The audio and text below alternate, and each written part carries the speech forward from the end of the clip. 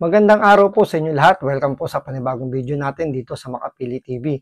Ngayon, pag-usapan po natin itong nangyayaring bangayan ni Banat Bay at ni Bagong Lipunan. Dito, ipapakita ni Banat Bay na na-corner niya si Bagong Lipunan na nagsisinungaling ito. Kasi meron dito na ipakita si Banat Bay na patunay na sinabi ni Bagong Lipunan na parang pinatotohanan niya yung tungkol dito sa Taliano Gold. Ngayon, bago natin simulan yung topic na to, kung hindi ka pa nakasubscribe sa channel na to, pakipindot naman yung subscribe button. At the same time, pakilike na rin po yung video. Wala naman pong bayad dyan. Konting lambing lang po. So ito, panoorin po natin kung paano pinataob ni Banat Bay ito si Bagong Lipunan dito sa kanilang debate. Yes. Ganyan. Okay. But I didn't mention about Taliano Gold. It was just Marcos Gold. Linawin mo. Magkaiba yung Taliano Gold sa Marcos Gold. Oh. Bali, ito yung topic nila rito na sinasabi ni Banat Bay na sinabi mo may Taliano Gold o Taliano Gold kung ano bang yung bigkas diyan. Kasi sinabi rito ni Bagong Lipunan na hindi naman daw niya minention o hindi niya sinabi dati. Nung nangyari to nung bago o yung election period. Sinabi to nung nangangampanya pa sila para kay Bongbong Marcos. Kasi ito nangyari, bumaliktad na kasi itong si Bagong Lipunan tsaka si Marlica ng mga dating loyalista. Ngayon, sinasabi nila na DDS daw sila. So, ito yung mga tinatawag ngayon ni Banat Bay na mga nabudol na tanso. So, kaya nagkaroon sila ng konting hindi magandang unawaan dito dahil nga nasasaktan sila kapag tinatawag sila ni Banat Bay na tanso. Although may talagang masakit lang pakinggan kapag nagkamali ka dun sa mga nagawa niyong desisyon tulad nito, di ba? Dahil sa kinampanya nila si Bongbong Marcos, siya ang nakaupo ngayon bilang presidente natin. So ito, balikan po natin itong Taliano Gold na to. Yan yung sinasabi, kaya nga niya sinabi, binanggit niya doon sa video, na yun daw yung sinasabi. Ikaw na nga nagsabi sa video eh. Sabi mo doon sa video, sinasabi ng tao, yung Taliano Gold at saka yung No, halatang hindi mo pinanood. Watch your video. Ay nako, wala akong sinabi about Taliano. Meron. Ay nako. Yan, dito na corner to ni Banat Bay. Ito yung maganda kasi dito sa ginawa ni Banat Bay. Meron siyang video na talagang pinatotohanan nito ni Bagong Lipunan na may Taliano Gold or Taliano Gold. Kasi ito yung ito yung isa sa mga naging sandalan ni Marcos o naging sandalan ng mga vloggers ni Marcos para manalo. Marami na paniwala dito sa Taliano Gold na to na sinasabi nila na mababayaran na raw yung utang ng Pilipinas kapag itong Taliano Gold daw ito yung gagamitin pambayad sa utang ng Pilipinas na babalik na raw ang 1:1 ng dollar. $1 is equal to 1 peso. Aangat na raw ang buhay ng Pilipino. Andyan pa yung mga sinasabi nila na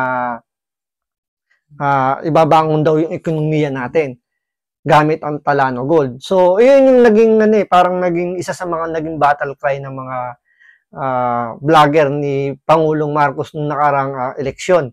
So dito ibinabalik ni Banat Bay dito na sinabi mong meron. Sinabi ni Banat Bay kay Bagong Lipunan na may video ka na sinabi mo may Taliano Gold. Ngayon dinideny ngayon nito ni Bagong Lipunan na hindi daw niya minention yun. Ito ipakikita ni Banat Bay na talagang sinabi ni Bagong Lipunan na meron siyang Taliano Gold na alam. Wala akong sinabi about Taliano. Meron. Ay nako, wala akong sinabi about Taliano. Meron. Gamit ang mathematics, napatunayan natin na may katotohanan pala yung sinabi ni Ginang Imelda Marcos na nakakita talaga siya ng 7,000 tons of gold sa kanilang basement. Ito kaya yung sinasabi nilang Taliano Gold? Ito kaya yung sinasabi nilang Taliano Gold? Ito. Yung kasi sinabi niya na may katotohanan daw yung Taliano Gold or Taliano Gold. So dito, galing sa bibig niya na talagang meron daw. Pinatotohanan niya. Kaya nga hindi niya may i-deny ito. Unless kung babaluktutin niya yung sinabi niya na hindi niya, kumbaga i-deny niya, hindi ito eh. Parang gagawa niya, i-twist niya yung sinabi niya para lang mailihis niya yung sinabi niyang katunayan na meron talagang Talano Gold. Kaya yung sinasabi nilang Talano Gold.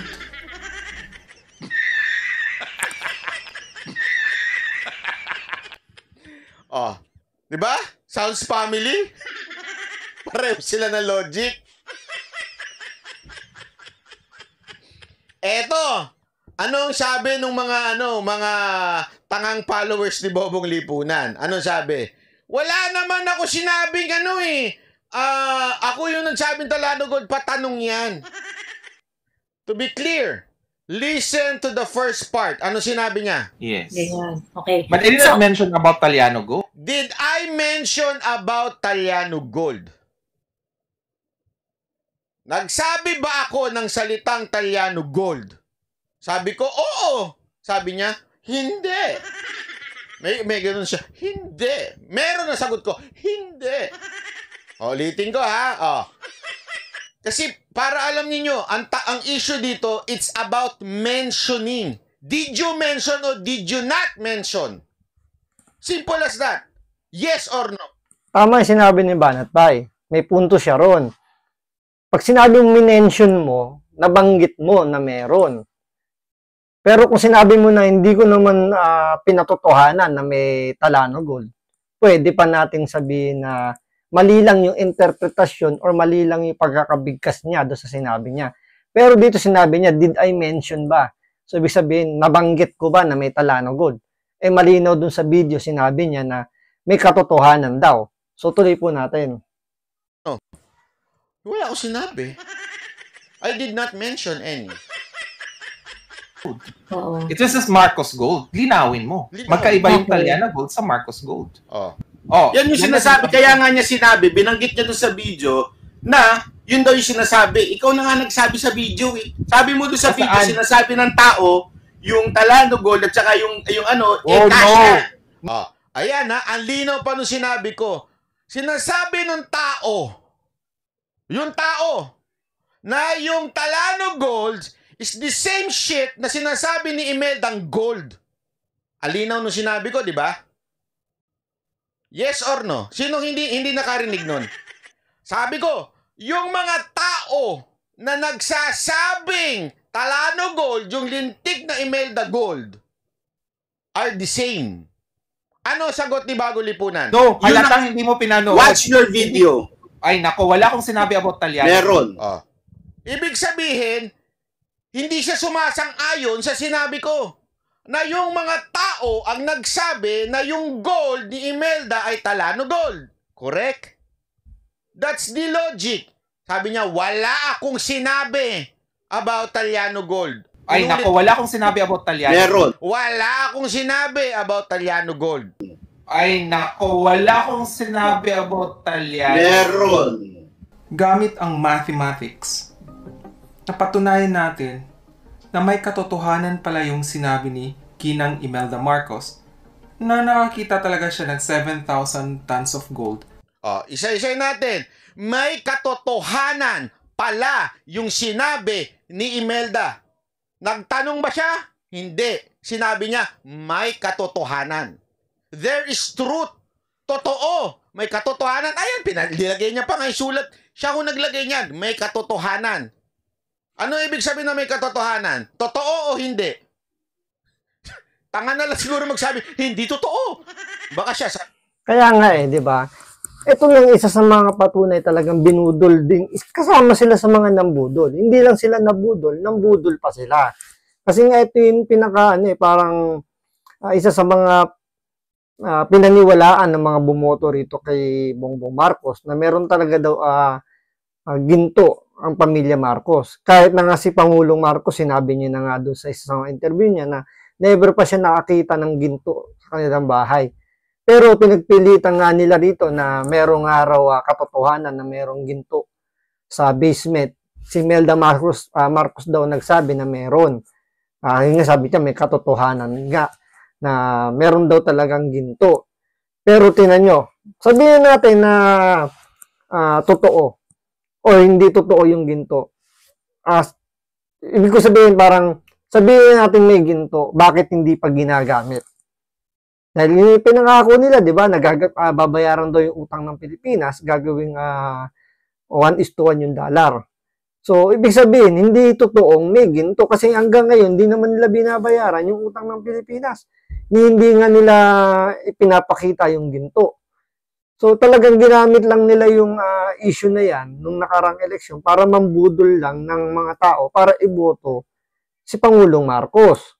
So, tama lang yung sinasabi rin ni Banat Bay dito na mga tanso talaga itong mga tinubog lang sa ginto pero tanso pa rin talaga. Kasi nga niloko lang naman nila yung mga botante, yung mga mamamayan natin na parang mapaniwala lang na iaahon ng pamilya Marcos kapag sila nanalo ang mga Pilipino at ang Pilipinas. Sabi niya yun. May katotohanan. Ibig bang sabihin, totoong meron o wala?